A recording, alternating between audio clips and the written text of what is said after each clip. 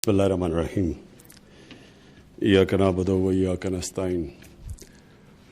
सबसे पहले तो मोईद आपको मैं बहुत खराज तहसीन पेश करता हूँ कि ये जो आपने दो काम किए, एक तो ये जो पोर्टल आपने लॉन्च किया जिसकी वजह से मौका मिलेगा हमारे इंटेलेक्चुअल्स को, एकेडेमिया को शिरकत करने का हमारी डिबेट ऑन नेशनल सिक्योरिटी। तो एक तो इसकी मैं आपको मुबारक देता हूँ, और दूसरा जो आज आपने ये इस्लामाबाद सिक्योरिटी डायलॉग का आगाज़ किया है, इसके लिए भी मैं आपको खराज तहसीन पेश करता हूँ, क्योंकि बहुत ज़रूरत है हमारे मुल्क में इस डिबेट को कि असल में नेशनल सिक्योरिटी क्या है। हम अब तक नेशनल सिक्योरिटी को सिर्फ एक पॉइंट से देखते हैं कि ये हमारी सिक्योरिटी फोर्सेस को जितना हम स्ट्रेंथन करेंगे, फ़ौज को जितना मजबूत करेंगे उतना सिक्योर होंगे। लेकिन एक्चुअली नेशनल सिक्योरिटी अब हम रियलाइज़ कर रहे हैं ऐसी ऐसी चीज़ें हैं जो पहले कभी कोई सोचता भी नहीं था। मसलन क्लाइमेट चेंज, इसकी कोई 5-6 साल पहले तो पाकिस्तान में कोई बात ही नहीं करता था क्लाइमेट चेंज की, लेकिन जिधर आज पाकिस्तान है, हमारे लिए तो हमारे आने वाली जनरेशन्स के लिए क्लाइमेट चेंज तो प्रॉब्ली एक ऐसी चीज़ है जो सबको ओवरशैडो कर सकता है। जो हमने एनालिसिस पढ़े हुए हैं अब तक कि पाकिस्तान की वनरेबिलिटी क्लाइमेट चेंज को, तो ये तो हमारी नस्लों के लिए, हमारी जनरेशन्स के लिए एक इतनी खौफनाक चीज़ हो रही है जिसका और मुझे बड़ी फ़ख्र है कि हमारी हुकूमत ने इसके ऊपर एक्शन लिया। लेकिन ये नेशनल सिक्योरिटी के पैराडाइम में तो ये आता ही नहीं था कभी पहले, तो ये नई चीज़ है। और ये उतनी ज़्यादा शायद हमारी जो सिक्योरिटी फोर्सेस और हमारी जो फ़ौज, जो हमें सिक्योरिटी हम फील करते हैं उस फ़ौज की वजह से, ये भी अब एक इशू आ गया कि हमें अब क्लाइमेट चेंज की पूरी तैयारी करनी है मुल्क को। तो ये भी ऐड हो गया नेशनल सिक्योरिटी के लिए। फ़ौज के ऊपर मैं पहले कह दूं कि जो जिस अजाब से गुजरा है हमारा मुल्क 9/11 के बाद, और जिस तरह की फिर वो इस मुल्क को जो सिक्योरिटी थ्रेट थी, तो ये एक ओकेजन है जिधर मैं पहले तो अपनी फ़ौज को, अपनी आर्म्ड फोर्सेस को, अपनी सिक्योरिटी फोर्सेस को, जिन्होंने बड़ी कुर्बानियाँ दी लेकिन हमें सिक्योर किया। और आज अगर हम और कई और मुल्कों के मुकाबले में जो उसी तरह की थ्रेट फेस कर रहे थे, उससे हम अपनी सिक्योरिटी फोर्सेस, इंटेलिजेंस एजेंसीज़ को जिस तरह हमने कॉम्बैट किया, तो ये रिमार्केबल है और ये हमें बड़ी सिक्योरिटी देता है। लेकिन आगे हमारे और भी चैलेंजेस हैं, जिस तरह पहले मैंने क्लाइमेट चेंज का कहा, और मैं ये भी हमें बड़ा फ़ख्र है कि हमारी गवर्नमेंट को इंटरनेशनली एक्नॉलेज किया है। जो हमारी 10 बिलियन ट्री सुनामी है, ये इंटरनेशनली एक्नॉलेज है कि हमने वो स्टेप्स लिए हैं अब जो दुनिया में बड़े कम मुल्क ले रहे हैं, और हम हर उस मुल्क के साथ अब शामिल होंगे जो कि वो पेरिस अकॉर्ड की उसके साथ जो भी अब आगे क्लाइमेट चेंज के ऊपर स्टेप्स लेंगे। और मुझे बड़ी खुशी है कि बाइडेन एडमिनिस्ट्रेशन, इन्होंने रिवर्स की अपनी पॉलिसीज़ जो पिछले 4 साल की थी, और ये भी अब पूरी तरह क्लाइमेट चेंज के अंदर शिरकत कर रहे हैं। जो हमारा एक और बहुत बड़ा मसला है फूड सिक्योरिटी, हम रियलाइज़ नहीं कर रहे कि जितनी तेज़ी से हमारी आबादी बढ़ रही है, हमें ये आगे जितनी हमारी मसलन वीट की जो प्रोडक्शन, और जितनी अब हमें जो देखा है कि पहली दफ़ा हम इस 4 मिलियन टन वीट हमने इंपोर्ट किया एक साल में। तो गिवन कि हमारी आबादी हर साल बढ़ रही है, तो इसके ऊपर भी एक फूड सिक्योरिटी के ऊपर इंशाअल्लाह अप्रैल में हमें बड़ा कॉम्प्रिहेंसिव अब एक पूरी चीज़ लेके आ रहे हैं, एक नई सोच लेके आ रहे हैं कि हमने कैसे पाकिस्तान को फूड सिक्योर करना है। क्योंकि हमें ये जो 2 साल में एक्सपीरियंस हुआ, हमने रियलाइज़ किया कि हम बिल्कुल ही कौम सोच ही नहीं रही कि आगे जो फूड सिक्योरिटी के चैलेंजेस हैं, हमारी कोई गवर्नमेंट डिपार्टमेंट्स के अंदर ये कैपेबिलिटी नहीं थी सोचने की तो दूर की बात है, हमारी असेसमेंट ही नहीं ठीक होती थी कि कितनी प्रोडक्शन होगी हमारी गंदम की, या वो सारे हमारे जो उन्होंने एस्टिमेट्स किए वो थे सब गलत निकले। तो تو اب ہم اس نتیجے پہ آئے ہیں کہ اس کے اوپر تو سب سے زیادہ زور دینا ہے ہم نے کہ اپنے آپ کو فوڈ سیکیور کیسے کرنا ہے اپنے پاپولیشن کو جو بڑھ رہی ہے اور ینگ آبادی ہے. اس کا مطلب ہماری گروتھ باقی ملکوں سے زیادہ تیز ہوگی.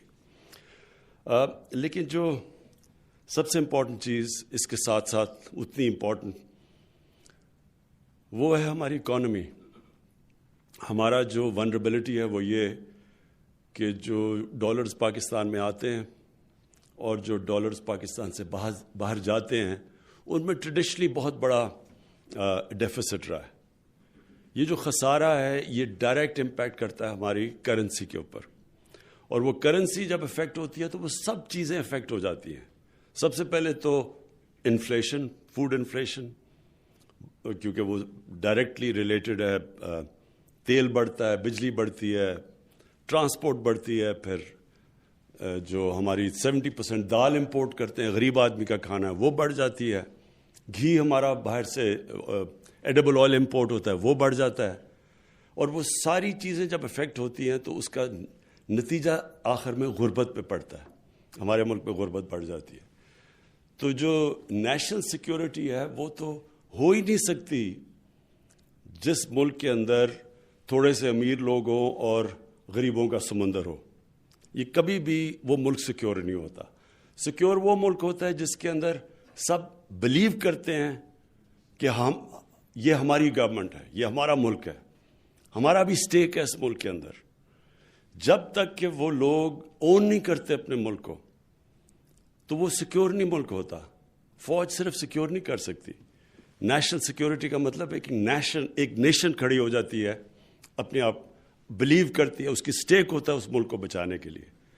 تو اس لیے یہ جو ہماری اکانومی ہے اور جو اب تک ہماری ایک ایلیٹس سسٹم رہا ہے جس نے صرف ایک چھوٹے سے ایلیٹ کو کیٹر کیا ہے, یہ سب سے بڑی پیراڈائم شفٹ ہے کہ ہم نے وہ کرنا ہے جو ایکچولی چائنا نے کیا تھا.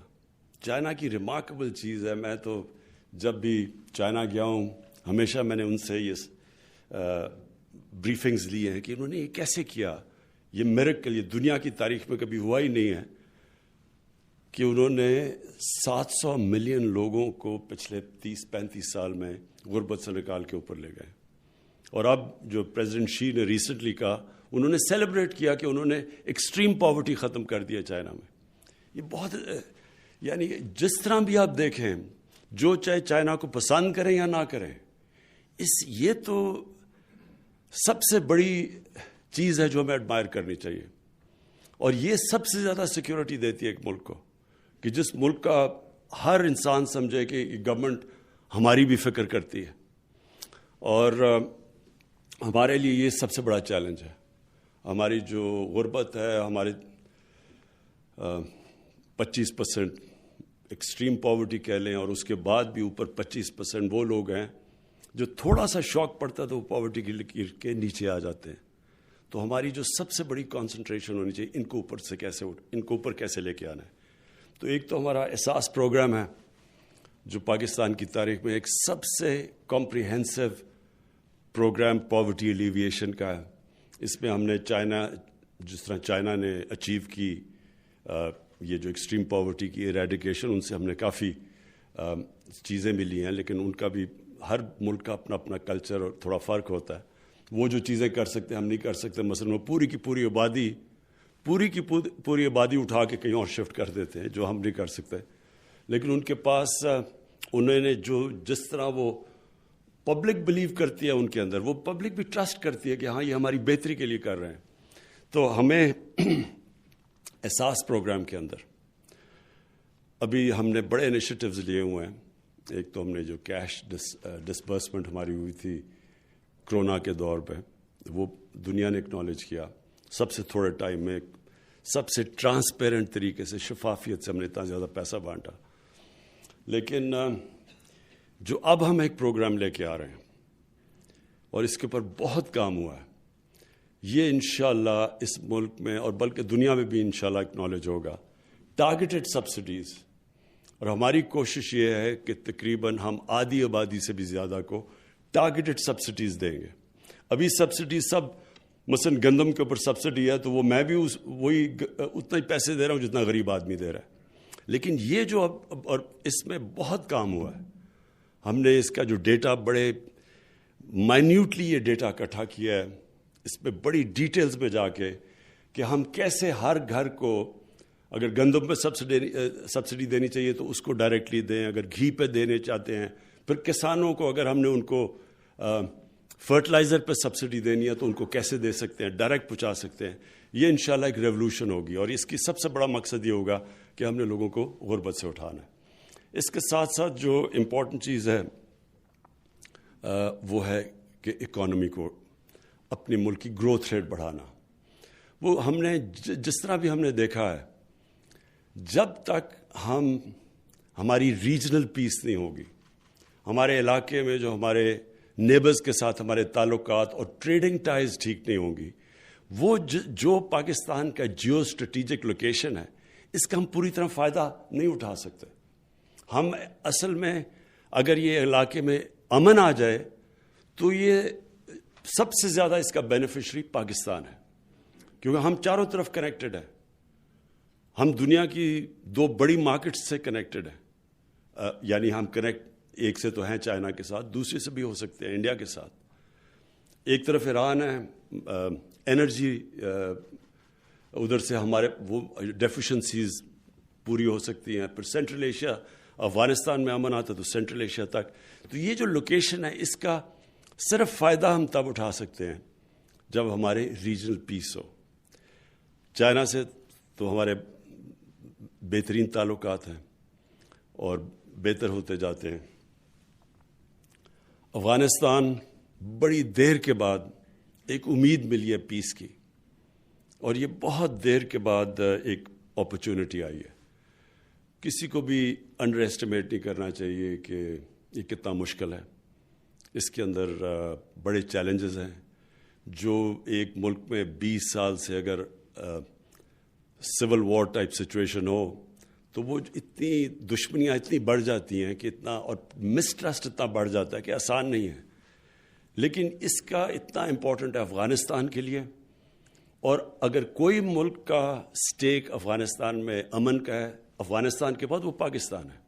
ہمارا سب سے زیادہ انٹرسٹ ہے, کیونکہ میں جو میری میٹنگز ہوئی ہیں سینٹرل ایشین لیڈرشپ سے, وہ سب انٹرسٹڈ ہیں پاکستان کو استعمال کرنے کے لیے. جو اس لینڈ لاکڈ ہیں تو ان کے لیے پاکستان بڑا امپورٹنٹ ہے, اور وہ سب کھلتی ہے, اس کی چابی ہے افغانستان میں امن کی. تو ہم پوری کوشش کر رہے ہیں. مجھے بڑی خوشی ہے کہ پاکستان نے اپنا پوری جو ہم کر سکتے تھے ہم نے کوشش کی ہے اس کی افغانستان میں امن کی. لیکن چیلنجز ہیں. نئی ایڈمنسٹریشن آئی ہے, بائیڈن ایڈمنسٹریشن, یہ بھی اب اسی راستے پہ چلی گئی ہے کہ وہ بھی سمجھتے ہیں کہ یہ اور 20 سال ایک جنگ چلی, اور زیادہ آگے نہیں جانی چاہیے. ہم کوشش بھی کر رہے ہیں اور امید کر رہے ہیں, اور انشاءاللہ کہ ایک دفعہ افغانستان سیٹل ہوتا ہے تو بہت بڑا شفٹ آئے گا اس سارے علاقے میں. افغانستان کے لیے بہت فائدہ ہے, پاکستان کے لیے.